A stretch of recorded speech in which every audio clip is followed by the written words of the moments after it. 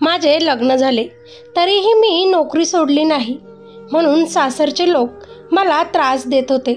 नवऱ्याला पण मी फक्त रात्री झोपण्यासाठीच लागत असे. माझा मान सन्मान आदर नवरा कधीच करत नसे. लग्नाला 2.5 वर्ष झाले तसे सासूचे टोमणे सुरू झाले की तू वांज आहेस. अजून मला नातवाचे तोंड दाखवलं नाही, पण रिपोर्टमध्ये तर दुसरेच रहस्य माझ्यासमोर आले होते. सगळं काही नॉर्मल असून मी आई होत नव्हते. नवरा 6 महिन्यांपासून माझ्यासोबत न बोलता झाला होता. माझा राग राग करत होता. मलाही हे सगळं असह्य झालं होतं. ऑफिसमध्ये माझी मैत्रीण नेहा हिचे आयुष्य अगदी छान सुरू होते. तिचा नवरा खूप साथ देत असे तिला. एक दिवस अचानक नेहाचा नवरा समोर आला. मला तर धक्का बसला, कारण तो माझ्या लग्नाच्या आधीचा प्रियकर होता. आम्ही दोघं एकमेकांवर फार प्रेम करत होतो. तेव्हा 2.5 वर्षांनी आम्ही भेटलो होतो आणि आमच्या पहिल्या प्रेमात हरवून गेलो होतो. तो आजही मला स्वीकारायला तयार होता. काही दिवसांनी जेव्हा मला कळालं की मी गरोदर आहे, तेव्हाच मला माझ्या नवऱ्याचे खूप मोठे रहस्य समोर आले. म्हणजे माझ्या पोटातील बाळ त्याचे नसून माझ्या. पण हे कधी घडले, कसे घडले? माझ्या मैत्रिणीचा संसार माझ्यामुळे तुटणार तर नाही. माझे नाव कुसुम आहे. मी एका सॉफ्टवेअर कंपनीमध्ये काम करते. माझे लग्न होऊन आता 2 वर्ष झाले होते. आईवडिलांच्या पसंतीच्या मुलासोबत मी लग्न केले होते. माझा नवरा पंकज हा लग्नाच्या अगोदरच कसा आहे हे मला समजलं होतं. त्याच्या स्वभावात लग्नानंतरही फारसा बदल होणार नाही हेही मला माहीत होतं.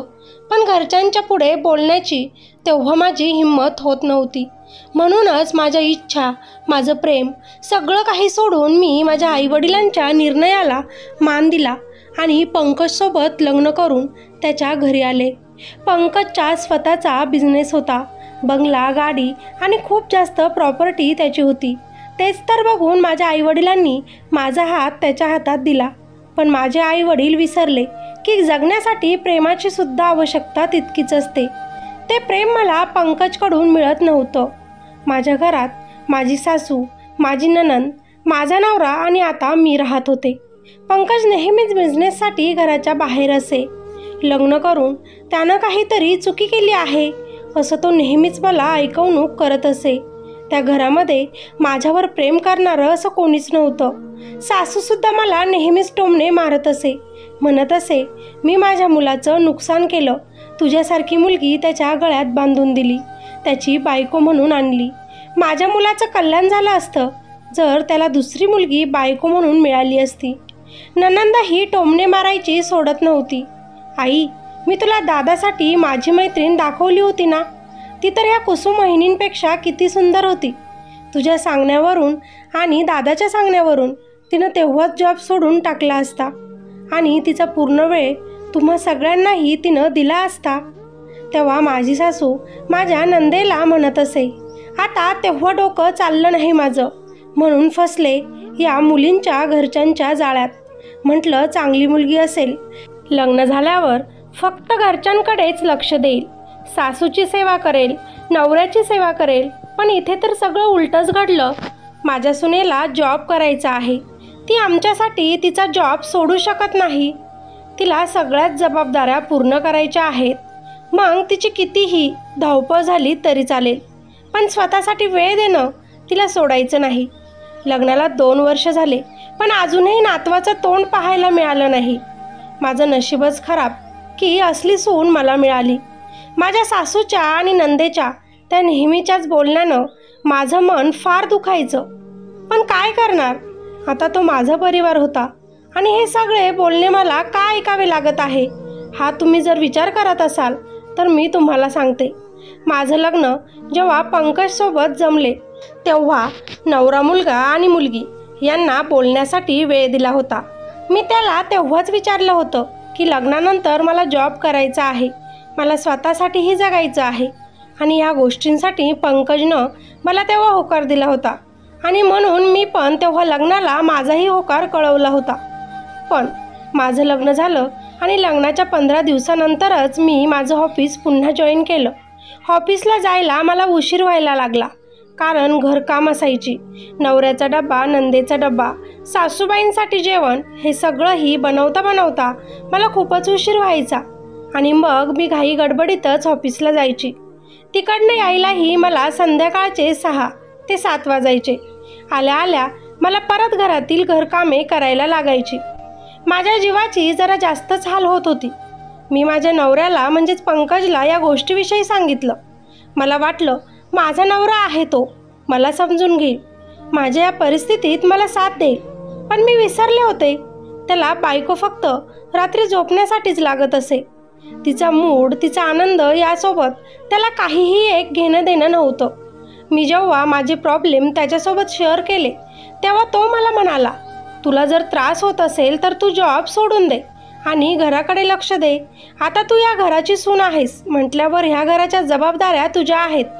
तुझ्याकडून दोघेही कामं हँडल होत नाही तर तू आता जॉबला जाणं बंद करून घरी माझ्या आईची सेवा कर आणि हे आपलं घर सांभाळ. त्याच्या अशा बोलण्यानं माझं मन दुखलं. मी माझ्या नवऱ्याला म्हटले, जॉब सोडणं हाच एक ऑप्शन असतो का? तुम्ही सगळ्यांनी जर मला माझ्या कामांमध्ये मदत केली तर कदाचित मी माझ्या जॉबवर वेळेत पोहोचू शकेल. थोडे तरी स्वतःचे कामं स्वतः करू लागले तर मला इतका प्रॉब्लेम होणार नाही. मी जॉबवरून घरी आल्यानंतर मला जरा रिलॅक्समध्ये घरात राहता येईल. माझा नवरा माझ्यावर चिडला आणि मला म्हणाला, मी बायको कशासाठी करून आणली आहे? स्वतःचे कामं स्वतः करण्यासाठी का? माझी आई आता वयस्कर झाली आहे, ती किती दिवस काम करेल? सून आहेस तू तिची, या सगळ्या तुझ्या जबाबदाऱ्या आहेत. मीही यावर उत्तर दिलं, वयस्कर झाली म्हणजे काय? या अगोदर सून म्हणून मी तुमच्या घरात होते का? तरीही तुमची कामे वेळेत होत असेल ना, मग मलाही जरा कामात हातभार लावला तर काय होईल? काम करू नका ठीक आहे, पण माझे काम वाढवू तर नका. सांगा त्यांना. आणि दीदी पण जॉब करतात ना, पण त्या तर सकाळी माझ्या हातचा टिफिन घेऊन जातात, संध्याकाळी आल्यावर मस्त जेवण करून झोपून घेतात. त्यांनीही जरा कामात हातभार लावला तर काय होईल? माझा नवरा परत चिडला आणि मला म्हणाला, अगं काय बोलत आहेस? ती तुझी नणंद आहे, थोड्या दिवसानंतर लग्न करून ती इथून निघून जाईल, तिला काम करायला सांगते का?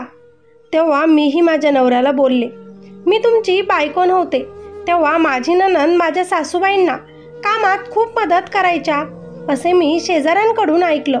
मग वहिनी आली म्हणून सगळ्या कामाचा भार हा भावाच्या बायकोवर टाकणं हे कितपत योग्य आहे?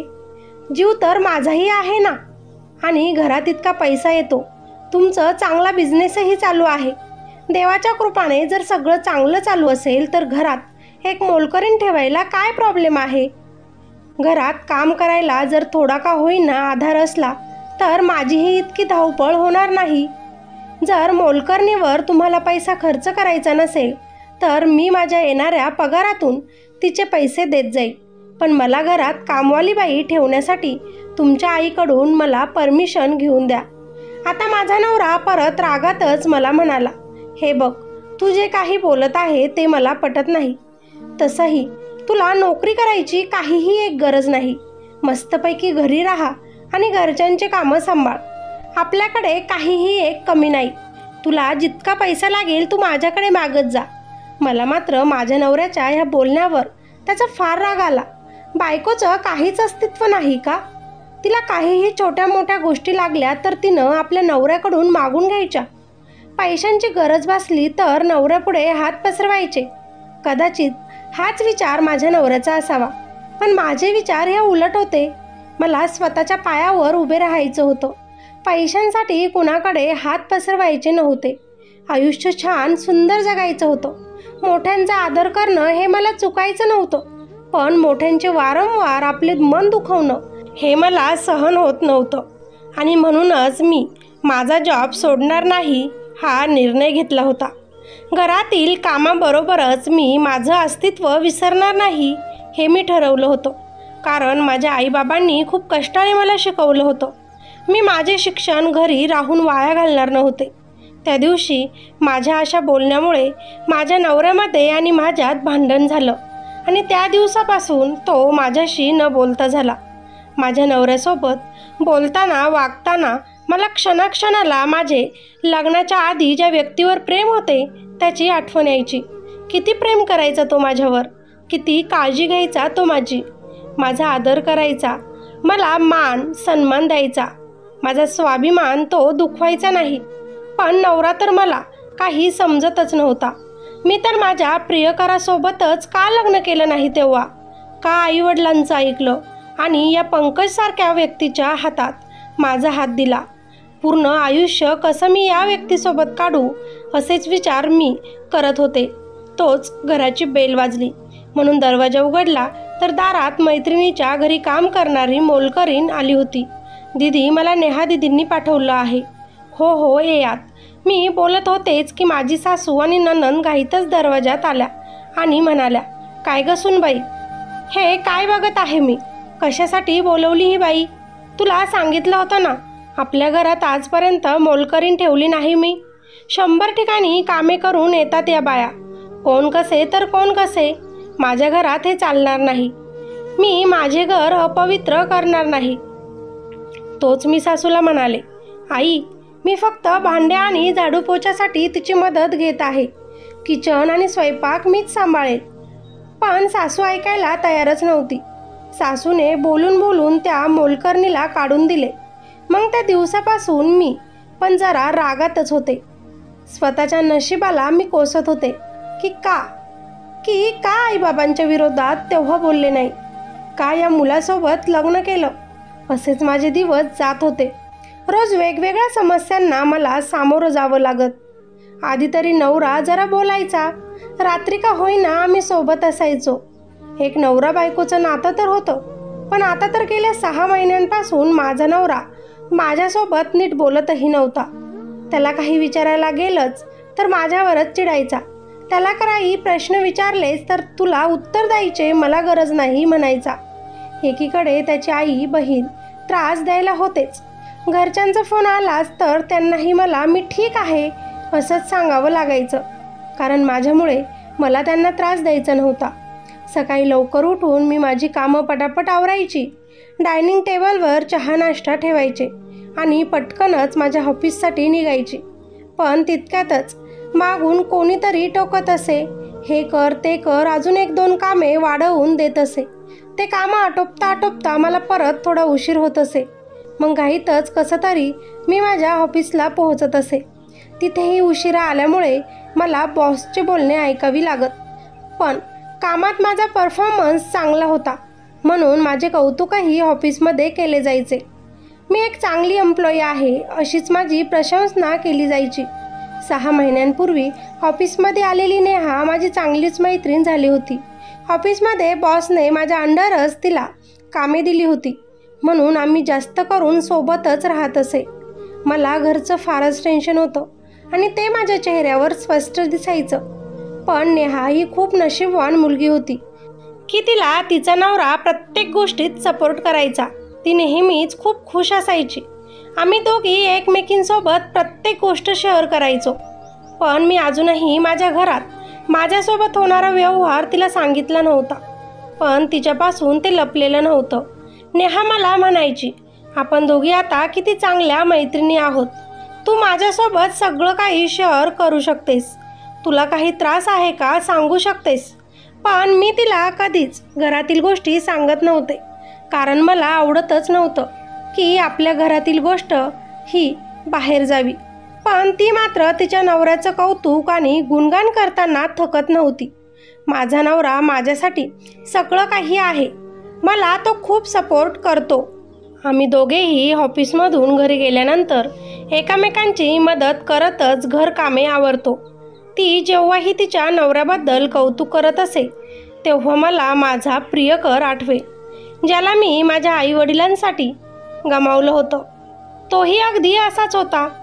मी नेहाच्या तोंडून जेव्हा जेव्हा तिच्या नवऱ्याबद्दल ऐकत असे तेव्हा मला मी माझ्या नैतिकबद्दलच ऐकत आहे असं वाटत असे. नैतिक माझ्या एका सांगण्यावरून माझ्यापासून दूर झाला. आमच्या दोघांचं इतकं प्रेम असूनही आम्ही घरच्यांसाठी दूर राहण्याचा निर्णय घेतला. आम्ही एकमेकांवर खूप प्रेम करायचो. आईवडील आमच्यासाठी खूप महत्त्वाचे होते म्हणून त्यांच्यापुढे जाऊन स्वतःसाठी जगणं आम्हाला योग्य वाटले नाही आणि आम्ही दूर होण्याचा निर्णय घेतला.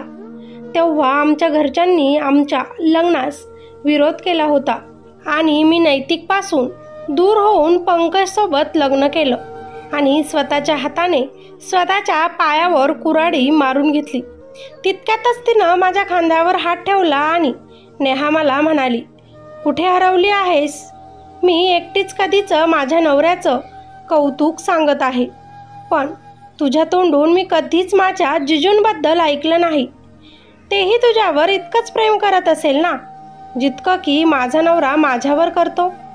तेव्हा मी खोटी स्माईल चेहऱ्यावर आणत तिला बोलले, प्रत्येक स्त्री तुझ्यासारखी नशीबवान थोडीच असते.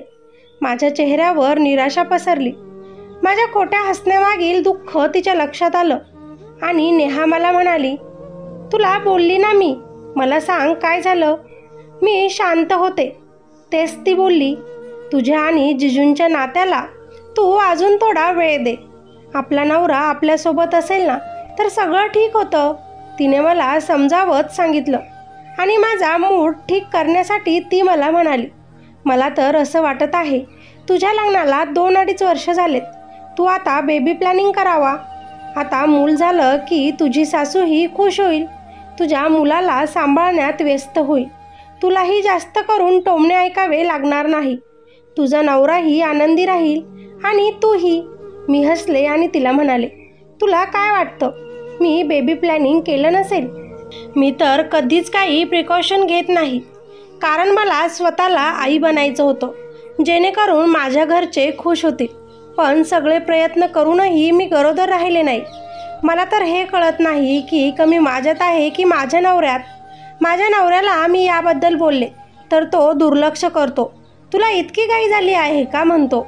मला अजून मूल नको आहे असं म्हणतो. आता माझी मैत्रीण नेहा मला म्हणते, मला तर काहीतरी गडबड वाटते. तो तुझ्या आणि तुझ्या नवऱ्याच्या काही टेस्ट करून घे. जो प्रॉब्लेम असेल तो समोर येईल. तेव्हा मी बोलले, टेस्ट करून झाले आहेत. माझ्या नवऱ्यानं रिपोर्टही आणलेत. सगळं नॉर्मल आहे असं सांगितलं. तोच नेहा बोलते, सगळं नॉर्मल आहे तर मग अजून तू का गरोदर राहिली नाहीस? तुझा नवरा तुझ्यापासून काही लपवत असेल, तू नीट चौकशी कर, नेहा बोलली. तिच्या त्या बोलण्यानं मला अजून टेन्शन आलं आणि मी तिला म्हणाले, तू अजून टेन्शन द्यायचं काम करू नकोस. चल घरी, जायला उशीर होईल. परत घरी जाऊन बोलणे ऐकावे लागतील मला की इतक्या उशिरा येत आहे असं. मी आणि नेहा ऑफिसच्या बाहेर आलो. मी तर नेहमीच ऑफिस सुटलं की ऑटोने घरी जायचे आणि नेहा तिच्या कारने.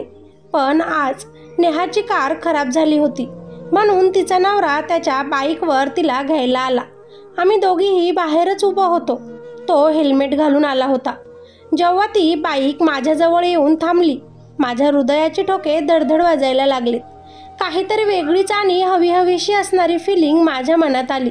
कोणीतरी आपलं व्यक्ती आपल्या जवळ आहे असं वाटू लागलं. तोच नेहा मला म्हणाली, कुसुम, हा माझा नवरा नैतिक आणि नैतिक ही माझी बेस्ट फ्रेंड कुसुम.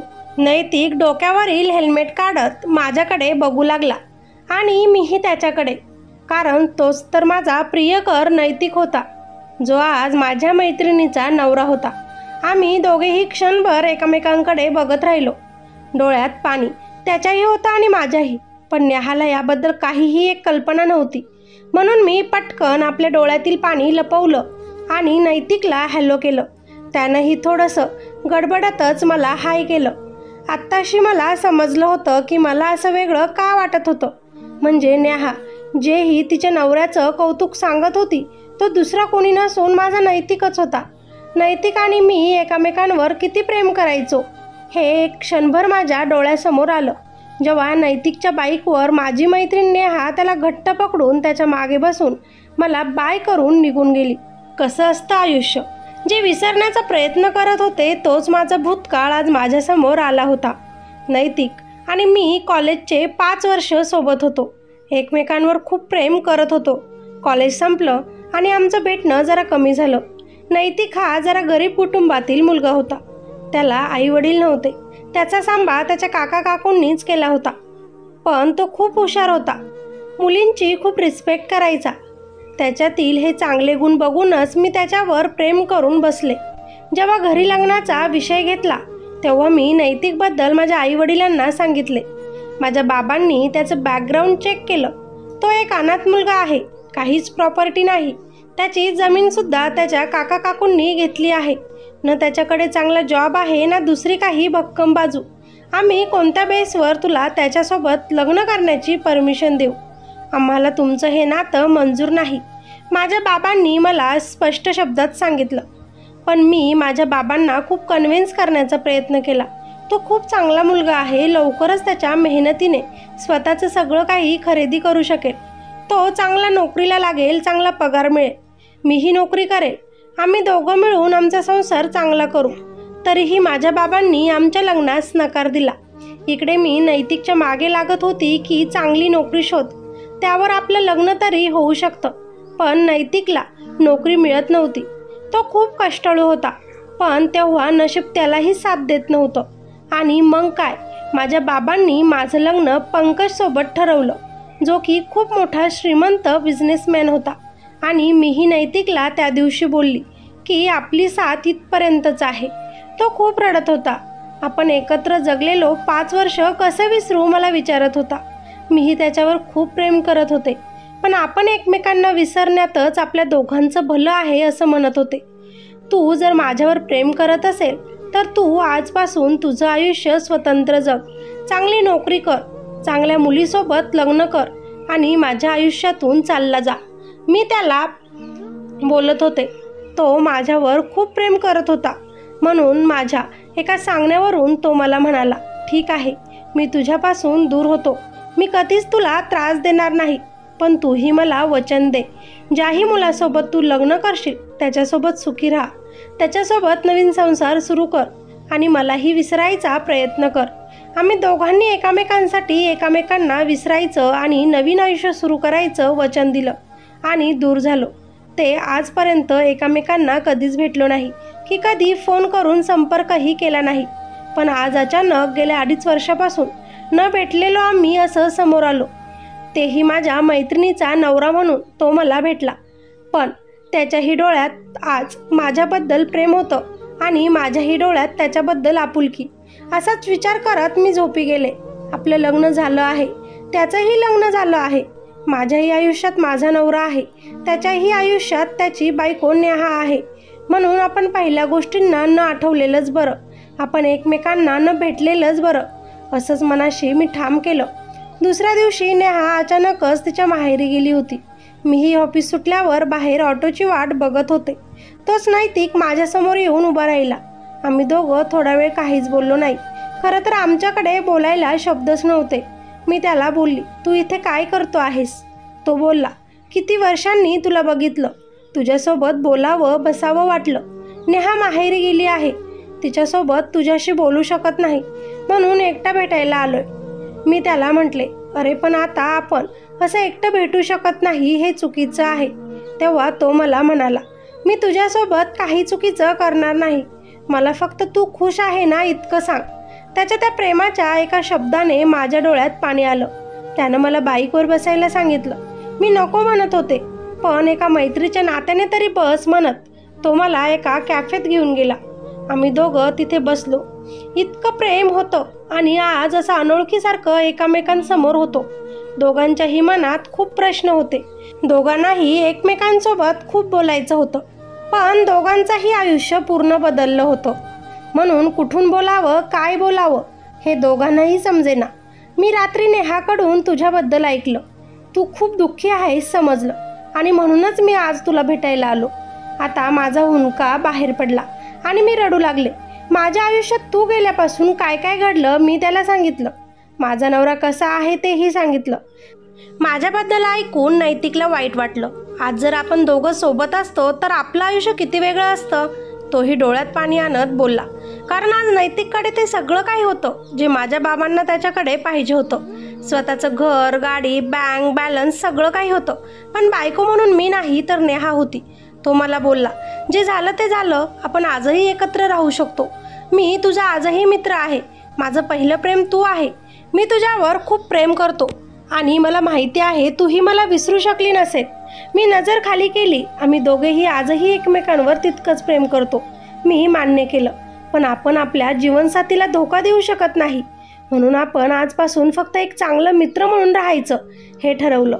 आता असेच ऑफिसचे दिवस जात होते. घरी आल्यावर सासूचे टोमणे सुरू होत असे. आजकाल घरी यायला तुला खूप उशीर होतोय, ती मला नेहमीच बोलत असे. आज सगळं काम करून मी माझ्या रूममध्ये गेले. नैतिक परत आल्यापासून माझं आयुष्य परत आनंदी वाटू लागलं होतं. हरवलेले प्रेम परत मिळाले असं वाटू लागलं होतं.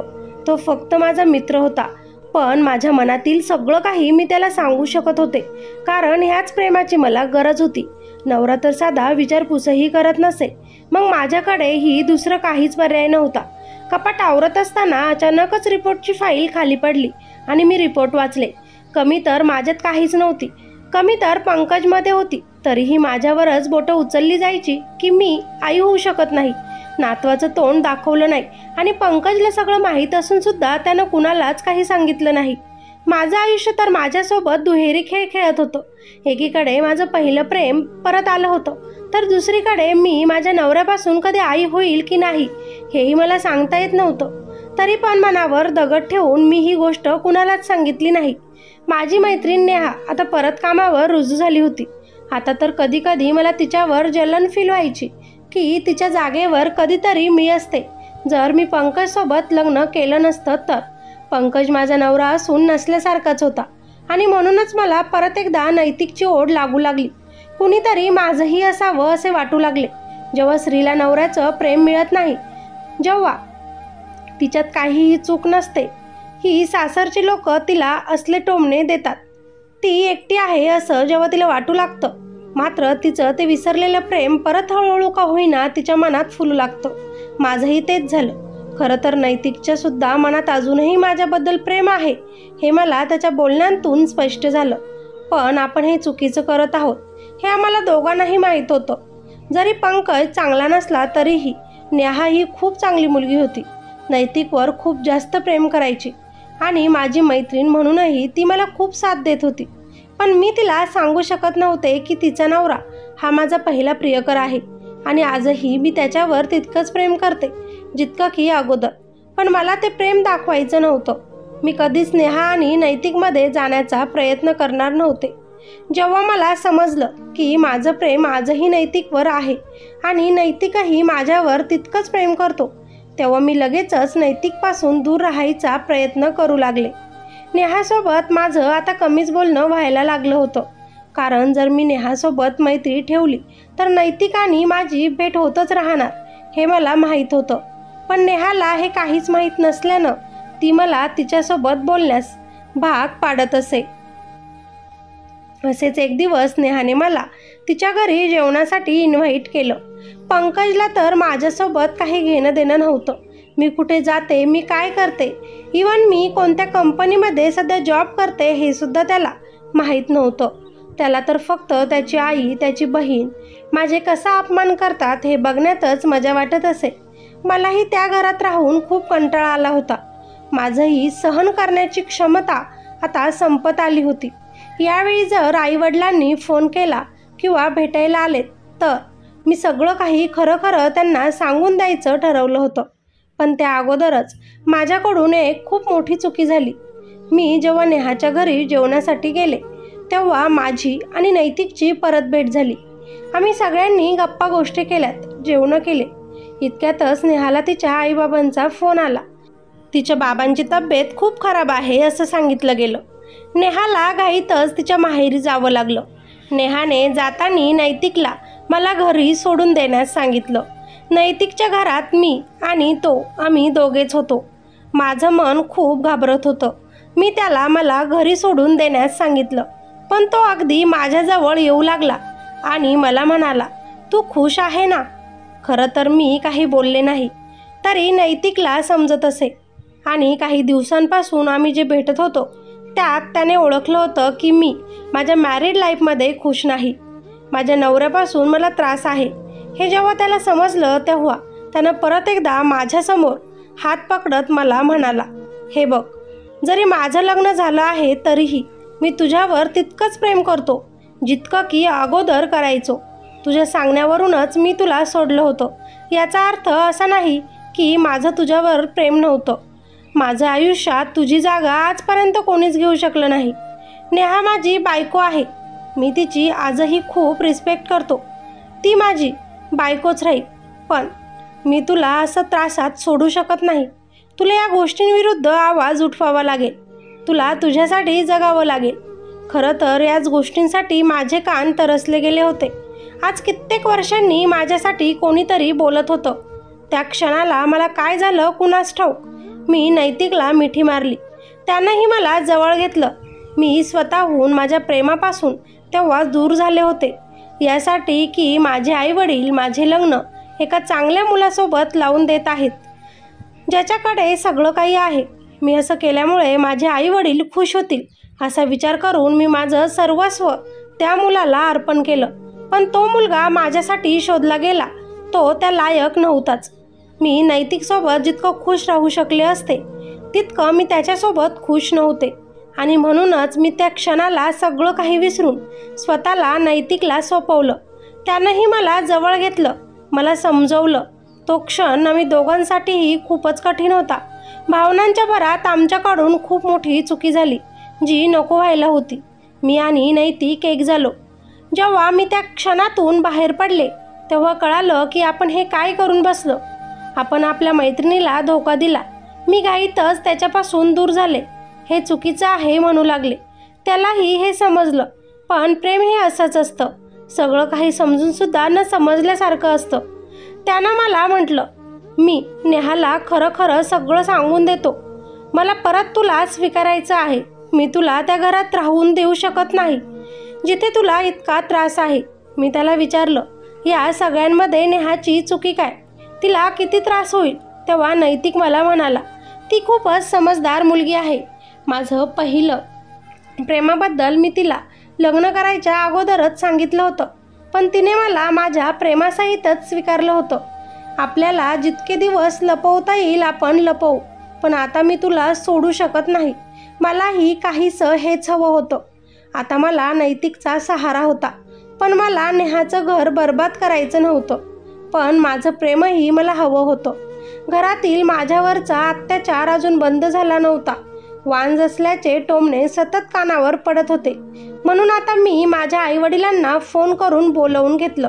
कारण त्यांच्यासमोरच मला सगळ्यांना सांगायचं होतं की मी या घरात राहू शकत नाही, जिथं मला मान सन्मान मिळत नाही, जिथे माझ्यावर अत्याचार केले जातात, जिथे मला घरातील मोलकरणीसारखं काम करावं लागतं. माझ्या आई बाबा आल्याबरोबर माझी समजूत काढू लागलेत. मुलीची बाजू आहे. आपल्याला हे सगळं करावं लागेल. तू तुझ्या नात्याला अजून वेळ दे.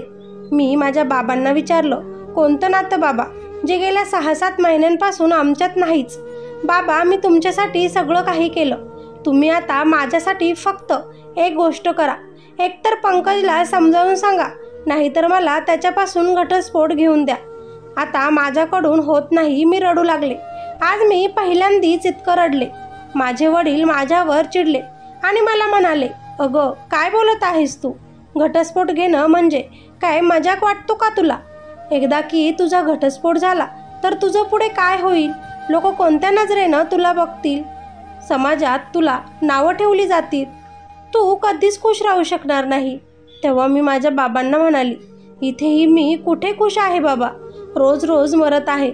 मी फक्त आणि फक्त तुमच्यासाठीच लग्न केलं होतं. स्वतःचं सुख कशात आहे हे विसरले होते.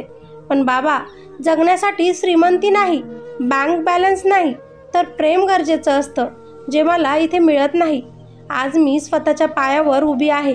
माझ्याकडेही सगळं काही आहे. मला कुठल्याच पुरुषाची गरज नाही. हे सगळं मी एकटी करू शकले असते. त्याला घटस्फोटही देऊन मोकळी झाली असते.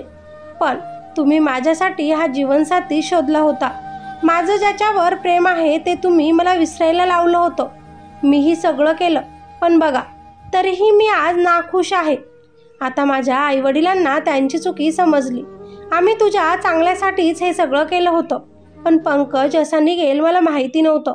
कुठल्याच आईवडिलांना वाटत नाही आपल्या मुलांचं वाईट व्हावं. पण तरीही आम्ही चुकलो.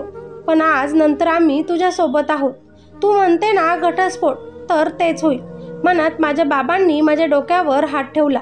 मी लगेचच खोलीत जात आमच्या रिपोर्टची फाईल माझ्या सासूच्या हातात दिली आणि तिला म्हणाली, मी वांज नाही. मी आई होऊ शकते, तुमचाच मुलगा बाप होऊ शकत नाही. त्याला ही गोष्ट गेल्या 6 महिन्यांपासून माहिती आहे, पण त्यानं ही गोष्ट लपवली. कमी त्याच्यात आहे हे सांगण्याची त्याला लाज वाटली. पंकज खाली मान घालून ऐकत होता. माझी सासूबाई सुद्धा शांत बसल्या. त्यांनाही मोठा धक्काच लागला. त्यांनाही त्यांची चुकी समजली आणि त्या माझ्या आईबाबांकडे माफी मागू लागल्या. तुमच्या मुलीला आता समजवा, तिच्यासोबत परत असं घडणार नाही. आम्ही उपचार करू पंकजचे, काहीतरी नक्कीच करू, पण कुसुमला त्याची साथ सोडायला लावू नका. पण त्या घरात आता मला राहण्याची इच्छा नव्हती. मला नैतिकच्या प्रेमाने खूप दिलासा दिला होता. एकट्याला जगण्याची हिंमत मिळाली होती. मी या सगळ्यांपासून दूर जाणार होते आणि पंकजपासून दूर राहण्याचा निर्णय आज मी खूप मोठ्या कारणावरून घेतला होता. कारण त्या दिवशी नैतिक आणि माझ्यात जे काही झालं ते आमचं प्रेम होतं आणि त्यामुळे मी नैतिकच्या बाळाची आई बनणार होते. ही गोष्ट माझ्यासाठी खरंच खूप मोठी होती आणि मी ही सगळ्यांना सांगू शकत होते. पण मला माझ्या बाळासोबत असं काहीच करायचं नव्हतं. म्हणून मी पंकजसोबत घटस्फोट घेणार होते आणि माझ्या बाळाला घेऊन दुसऱ्या शहरात जाणार होते, जिथे फक्त माझं बाळ आणि मी असेल. आणि म्हणूनच आज मी माझ्या आईवडिलांना इथे बोलावून घेतलं होतं. आज माझा पंकजसोबत घटस्फोट झाला, पण पंकजला याचं काहीच नव्हतं, कारण त्यानं कधी माझ्यावर मनापासून प्रेम केलंच नव्हतं. मी माझ्या आईबाबांना ही गोष्ट सांगितली. अगोदर तर त्यांना माझा खूप राग आला. माझ्या बाबांनी लगेचच मला किरटिंग करून टाक म्हणून सांगितलं. हे चुकीचं आहे सांगितलं. नैतिकसोबत तू लग्न कर हे असंही बोलले. पण मला नैतिकच्या आयुष्यात वादळ आणायचं नव्हतं. त्याला जर मी ही गोष्ट सांगितली असती तर तो नेहाला सोडून माझ्याकडे लगेच आला असता. काही विचार करून मला त्याच्यासोबत बोलायचं होतं, जेणेकरून नेहा आणि त्याच्या संसारामध्ये माझ्यामुळे काही अडचण निर्माण होणार नाही. आईबाबांना मी स्पष्ट सांगितलं, आता माझं लग्न तुटलं आहे. परत मला लग्न करायची इच्छा नाही. नैतिकचाही लग्न दुसरीकडे झालं आहे, त्यामुळे मला त्याचाही संसार तोडायचा नाही. पण मला जगण्याची नवीन उमेद मिळाली आहे. मी माझ्या या बाळासाठी जगेन. देवाच्या कृपेने माझी नोकरी चांगली आहे. लवकरच मी ट्रान्सफर दुसऱ्या शहरात म्हणावं किंवा देशात म्हणावं करून घेईल. माझ्या आईबाबांनी मला खूप समजवण्याचा प्रयत्न केला, पण मी यावेळी त्यांचं ऐकलं नाही. मी नैतिकला देखील भेटायला बोलवलं. त्यालाही सांगितलं की मी देश हे शहर सोडून जात आहे. काळजी करू नकोस, तुझं प्रेम सोबत घेऊन जात आहे. त्याला अगोदर कळेना, पण मी त्याचा हात माझ्या पोटावर ठेवत त्याला सांगितलं की मी तुझ्या बाळाची आई होणार आहे. त्याला खूप आनंद झाला. त्याने लगेचच मला मिठी मारली. आपण हे सगळं नेहाला सांगू असं म्हटलं, पण तो बोलत होता तितकं हे सगळं सोपं नव्हतं. म्हणून मी त्याला समजावलं, हे आयुष्य आपल्याला वाटतं तितकं सोपं नसतं. नेहाला या गोष्टींचा खूप त्रास होईल. आपलं प्रेम खरं आहे आणि आयुष्यभर आपले एकमेकांचे प्रेम असेच राहील. पण या सगळ्यांमध्ये नेहाची चुकी नाही. पण हो, ही गोष्ट तू वेळ आल्यावर तिला नक्की सांग, म्हणजे मला माझ्या बाळाला पुढे जाऊन त्याच्या बापाचं नाव सांगता येईल. तितक्यातच नेहा आली. तिला खूप मोठा धक्का बसला. खरं तर तिला रडायला येत होतं. मीही तिला नजर मिळवू शकले नाही, पण हात जोडून तिची माफी मागत तिला म्हणाले, तुला सांगितलं होतं ना माझा प्रियकर, तो तुझा नवरा नैतिकच आहे. याच्यावर मी कधी काळी खूप प्रेम केलेलं होतं आणि आजही करते. पण याचा अर्थ असा नाही की मी त्याला तुझ्यापासून तोडेन. नेहा अगोदर खूप नाराज होत होती, पण तिनं खूप मोठ्या मनाने मला माफ केलं. आपण आता सोबतच राहू असं ती मला म्हणाली, पण हे शक्य नव्हतं. समाजाने आम्हाला नावं ठेवले असते. म्हणून मी नेहाला म्हटले, तुझं मन खूप मोठं आहे म्हणून तू मला आणि माझ्या होणाऱ्या बाळाला स्वीकारलं. हा समाज तसा नाही, आपल्याला जगू देणार नाही. नैतिकला तर काय बोलावं कळेना. एकीकडे त्याची बायको होती तर दुसरीकडे प्रेम आणि तिच्या पोटात वाढणारं त्याचं ते बाळ. हे त्रिकोणी न सुटणारं गणित आमचं झालं होतं. नेहाने खूप विचार केला आणि मीही. एकत्र सोबत राहणं आमच्यासाठी खूप कठीण झालं असतं. मी त्या दोघांपासून दूर जाणं स्वीकारलं. नैतिकला या गोष्टीचा खूप त्रास झाला, पण मी त्याला समजावलं, तुझ्या आणि नेहाच्या संसारासाठी हेच चांगलं आहे. आणि मग मी त्या दोघांना भेटून सगळ्यांच्या विचाराने दुसऱ्या देशात आले. इकडे येऊन मी परत चांगला जॉब सर्च केला. पोटातल्या बाळाला घेऊन 9 महिने मी काम केलं. एक छान गोड बाळाला मी जन्म दिला. माझे आई वडील आता माझ्याकडेच इकडे राहतात, माझ्या बाळाला सांभाळतात. माझे आई वडील आता माझी खूप वेळा क्षमा मागत असतात, कारण त्यांना त्यांची चुकी लक्षात आली होती. पैसा महत्त्वाचा नसून प्रेम महत्त्वाचं असतं हे त्यांना आता समजलं होतं. त्यांनी माझं लग्न पंकजसोबत करून माझं जीवन उद्ध्वस्त केलं हा त्रास त्यांना होत होता. पण मी त्यांना सांगितलं, जे होतं ते चांगल्यासाठीच होतं. माझ्या आईवडिलांनी आता माझ्याकडे राहायचं ठरवलं होतं. माझ्या बाळाला सांभाळायचं ठरवलं होतं. मीही जॉब करत होते. कधी कधी नैतिकची आठवण खूप येते, तेव्हा मी त्याच्यासोबत फोनवरच बोलते. त्याच्या बाळाबद्दल त्याला सांगत असते. नेहासुद्धा आमच्यासोबत बोलते. खरं तर सगळ्यांनी विचार करून हा निर्णय घेतला होता, म्हणून सगळे खुश आहेत. एकाच ठिकाणी एकत्र कुणीच खुश राहू शकलं नसतं. नेहा खूप मोठ्या मनाची आहे की तिनं हे सगळं स्वीकारलं, कारण तिला माहिती होतं तिचा नवरा दुसऱ्या कुणावर तरी प्रेम करायचा आणि ती मलाही ओळखायची. म्हणून तिला माहिती होतं चुकी माझीही नव्हती आणि तिच्या नवऱ्याचीही नाही. पहिलं प्रेम हे विसरता येत नाही. मित्र आणि मैत्रिणींनो, गोष्टीचे तात्पर्य: आपल्या घरातील सून बायको जेव्हा बाहेर नोकरी करत असते तेव्हा तिला सपोर्ट करा, कामात हातभार लावा, कारण तीही एक माणूस असते. आईवडिलांनी मुलांसाठी फक्त पैसा, बँक बॅलन्स, नोकरी बघून लग्न करून देऊ नये. ज्या व्यक्तीसोबत आपल्या मुलीचं लग्न होत आहे ती व्यक्ती आपल्या मुलीला खुश ठेवेल का, तिच्यावर प्रेम करेल का, तिला सगळे सुख देईल का, हा विचार करूनच मुलीचे लग्न करावे. आणि हो, लग्न झाल्यावर तुमचं पहिलं प्रेम परत आलं तर स्वतःवर ताबा ठेवावा. आपला नवराच आपलं सगळं काही समजावा. दुसऱ्याचा संसार आपल्यामुळे तुटता कामा नये. ही स्टोरी आवडली असेल तर लाईक करा, कॉमेंट करून प्रतिक्रिया नोंदवा आणि चॅनलवर नवीन असाल तर सबस्क्राईब करा. धन्यवाद.